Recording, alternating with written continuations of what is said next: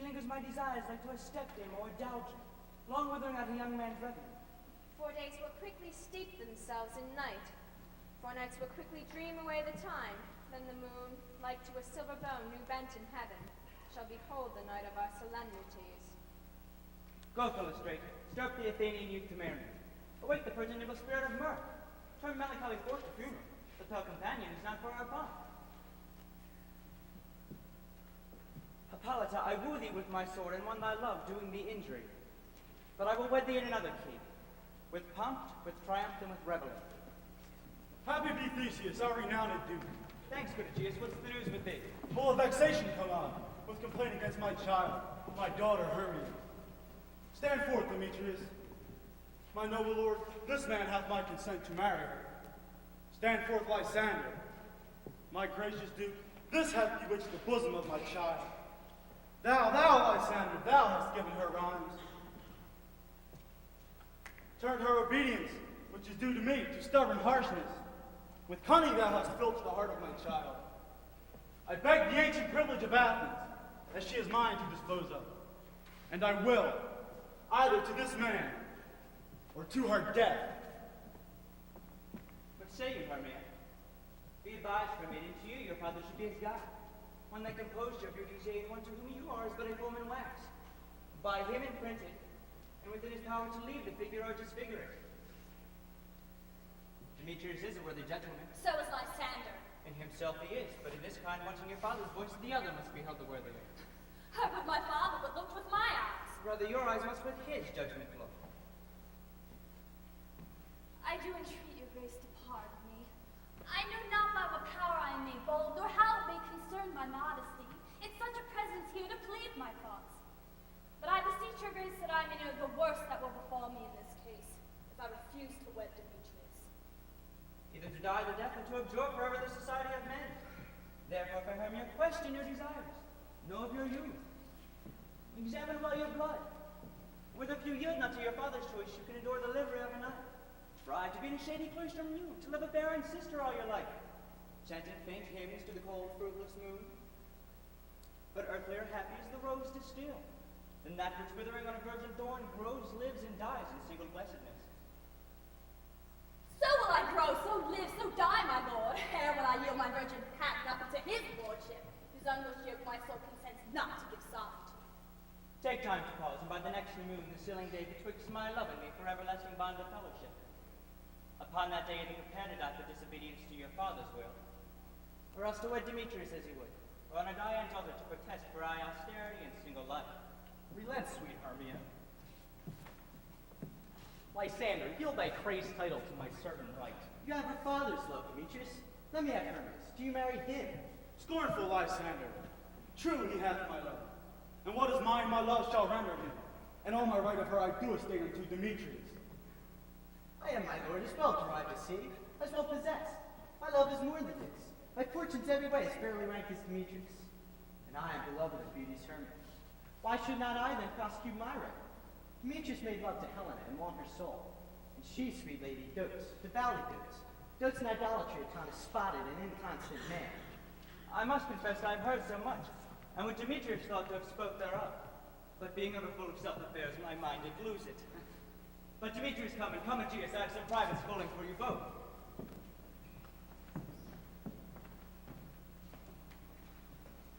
For you, Hermia. Look, arm yourself to fit the fancies to your father's will, or else the law of Athens judge you up to death, or to a vow of single life. Come, Hippolyta.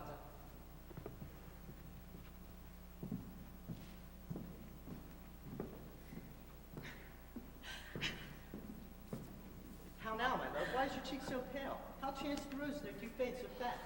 Delightful want of rain which I could well beteem from the tempest of my eyes. I bethought that I could ever read, never hear by tale or history. Of course, of true love never did run smooth, but either it was stiffened in blood, Oh, cross, too high to be enthralled too or low. else misgrafted in respect of years, Sight too old to be engaged too young. or else it stood upon the choice of friends. Hell to choose love by another's eyes. Or if there are sympathy in choice, war, death, or sickness did lay siege to it, making it momentary as sound, swift as a shadow, short as any dream. Brief as the lightning in the collie night that in the spleen unfolds both heaven and earth. And ere a man hath power to say, behold, and the jaws of darkness do devour it up. So quick bright things come to confusion. If then true lovers have ever been crossed, it stands as an edict in destiny. Then let us teach our child patience, because it is a customary cross. As due to lovers' thoughts, dreams, and sighs, wishes and tears, poor fancy's followers. A good persuasion. Therefore hear me, Hermia. I have a widow aunt, dowager of great revenue, and she hath no child. From Athens is her house remote 7 leagues, and she respects me as her only son. There, gentle Hermia, may I marry thee, and to that place a sharp Athenian law cannot pursue us. If thou lovest me, steal forth thy father's house tomorrow night, and in the wood, a league without the town where I did meet thee once with Helena. There will I wait for thee. My good Lysander, I swear to thee, by Cupid's strongest bow, by his best arrow with the golden head, by all the vows that ever men have broke, and enough of more than ever women spoke. Oh, in that same place thou hast appointed me, tomorrow truly will I meet with thee. Keep promise, love. Look, here comes Helena.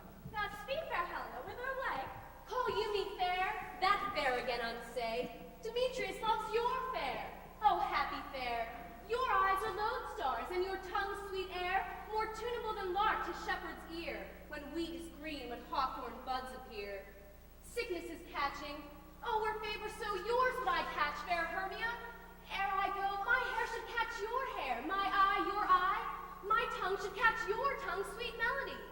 Oh, teach me how you look, and with what art you sway the motion of Demetrius' heart. I frown upon him, yet he loves me still. Oh, that your frowns would teach my smile such skill. I give him curses, yet he gives me love. Oh, that my prayers could such affection move. The more I hate him, the more he follows me. The more I love him, the more he hateth me. His folly, Helena, is no fault of mine. None but your beauty would that fault were mine. Take comfort. Ye no more shall see my face. Lysander and myself will fly this place. For the time I did Lysander see, seemed Athens as a paradise to me.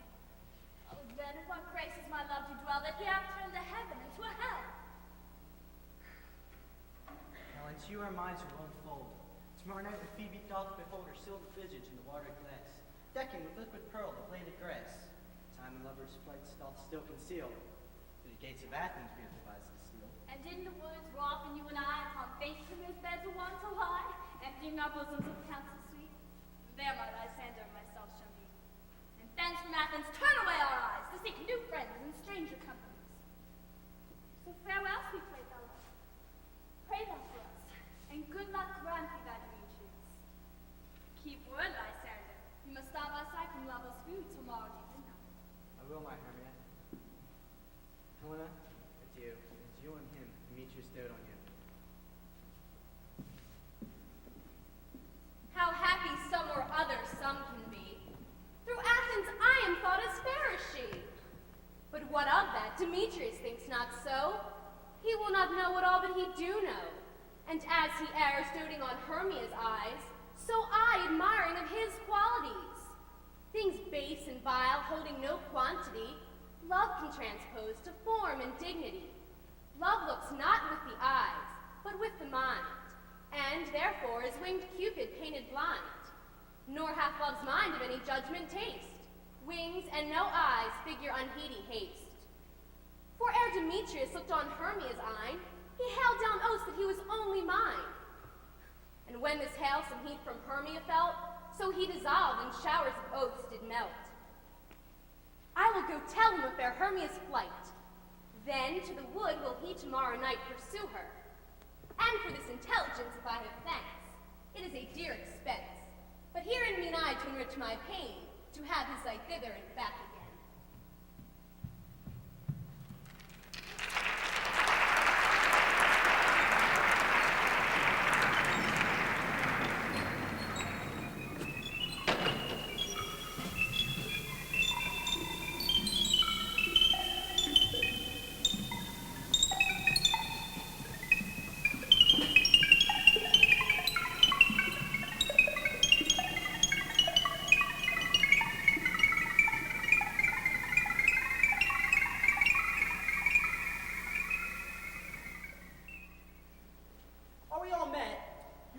call them generally man by man according to the script.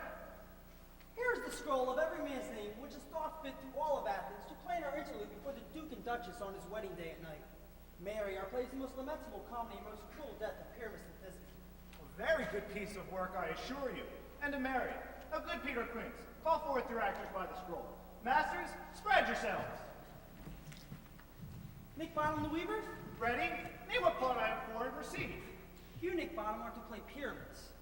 What is Pyramus? A lover or a tyrant? It is a lover that kills himself most gallant for love.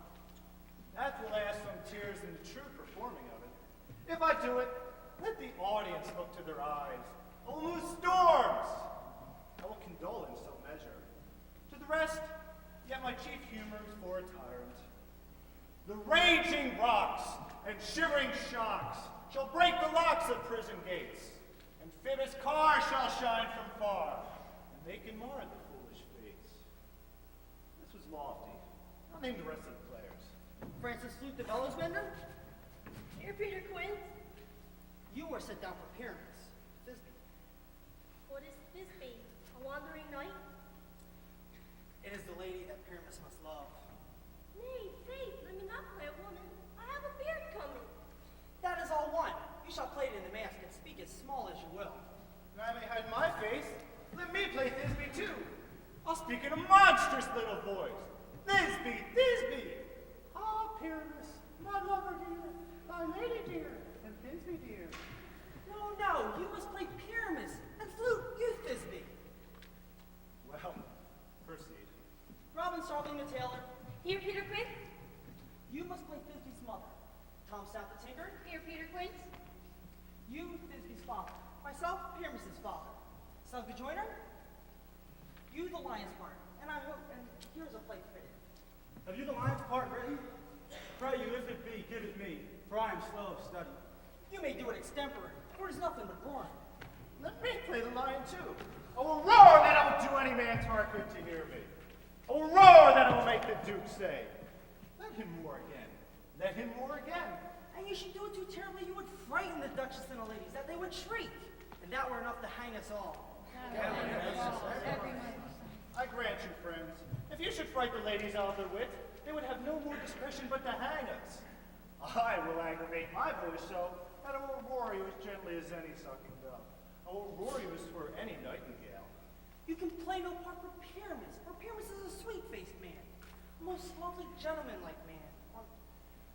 Therefore, you must needs play Pyramus. Well, I will undertake it. Masters, I am to entreat you, request you, and desire you to kind your parts by tomorrow night, and meet me in the village wood, a mile without the town by moonlight. For if we meet in the city, we shall be dogged with company, and our devices known. In the meantime, I will draw a bill of property such that our play wants. I pray you fail me not. We will meet, and there we may rehearse most obscenely and courageously. Take pains, be perfect, adieu. At the Duke's Oak we meet.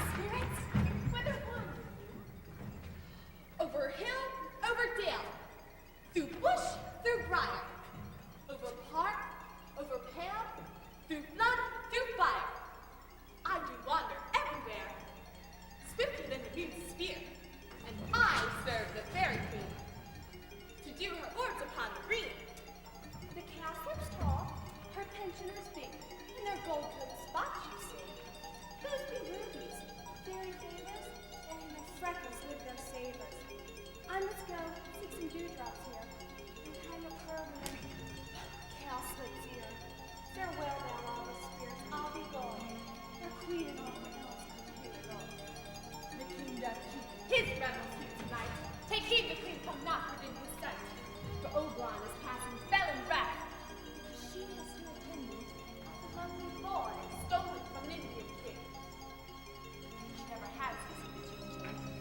jealous Oberon would have a child, the night of his train will trace the forest wild. But she perforce withholds the boy. Flowers mix all the joy. Now the elevated gold, by fountains near a spangled starlight sheen.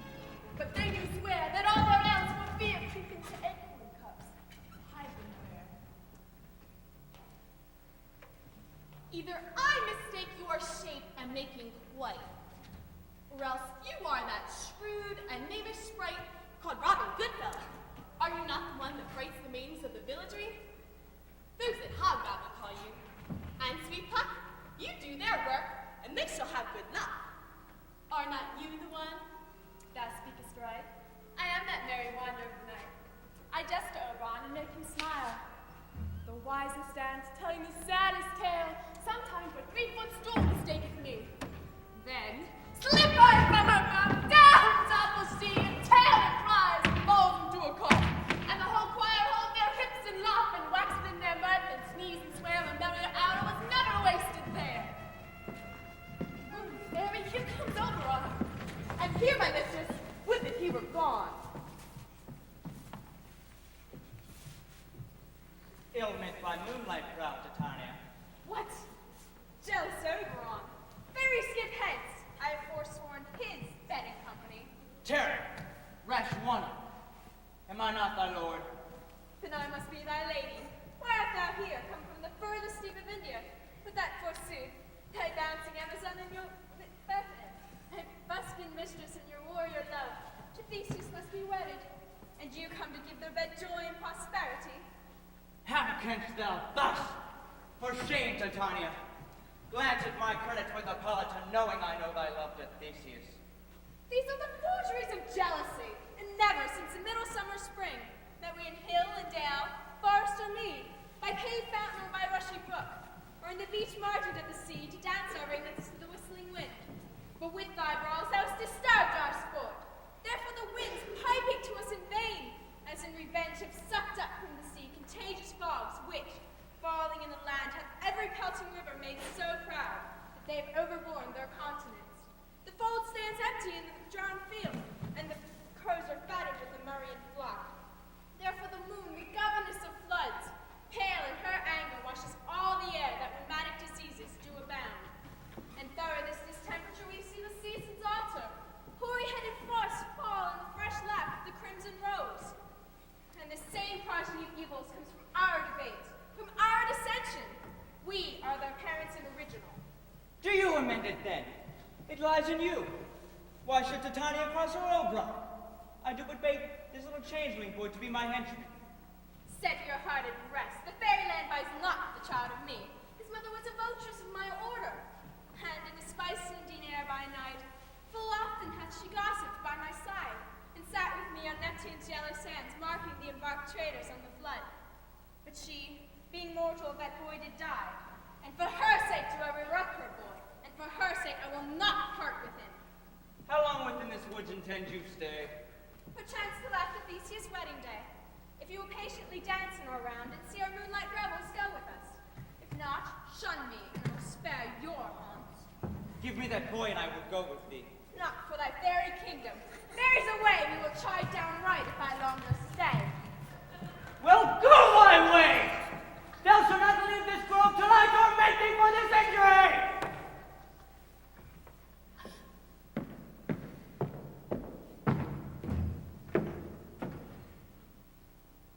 My gentle pup, come hither. One time I saw, but thou could not, flying between the cold moon and the earth, Cupid all along, certain name he took, and a fair vestal throned by the west, and loosened his love shaft smartly from his bow as it should pierce 100,000 hearts. It fell upon a little western flower, before milk white, now purple with love's moon, and maidens call it the love and idleness. Fetch me this flower, that herb I showed thee once. The juice of it on sleeping eyelids lay will make a man or woman madly dote upon the next living creature that it sees. Fetch me this herb, and be thou here again, ere the Leviathan can swim a league.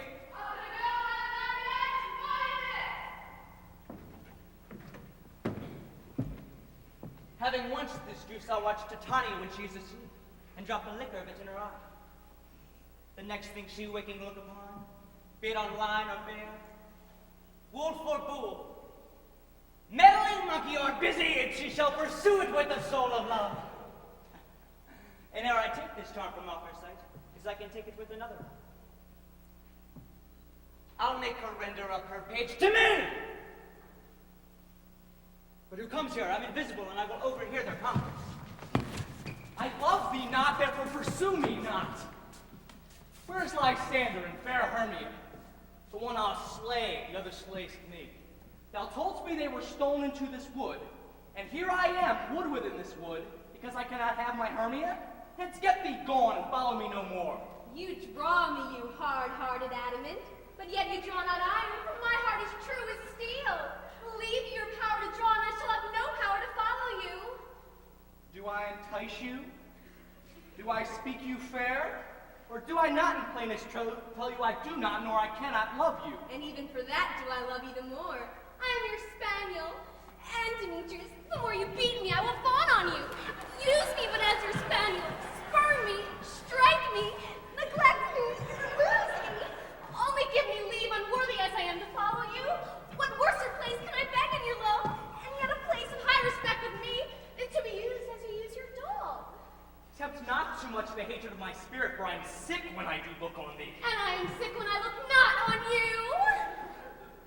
You impeach your modesty too much.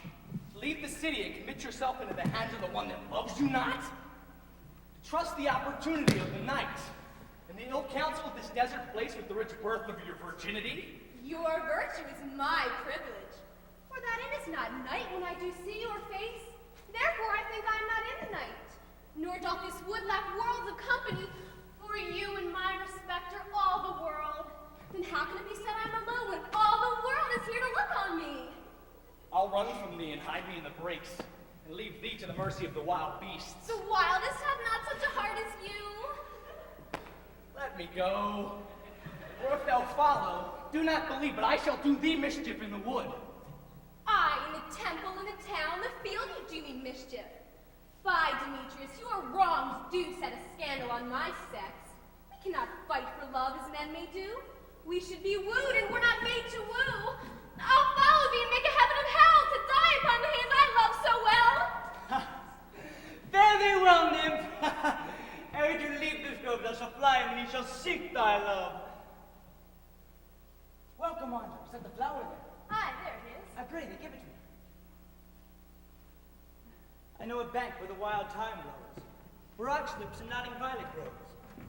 There sleeps Titania sometimes of the night, molding these flowers with dances and delight. Then I'll streak her eyes with the juice and make her full of hateful fantasies. Take thou some of it, and seek through this grove. A sweet Athenian lady is in love with a disdainful youth. Anoint his eyes, but do it when the next thing he espies may be the lady. Thou shalt know him by the Athenian garment, saith God. Affect it with some care, that he may prove more fond of her. And look, thou meet me ere the first cock crow.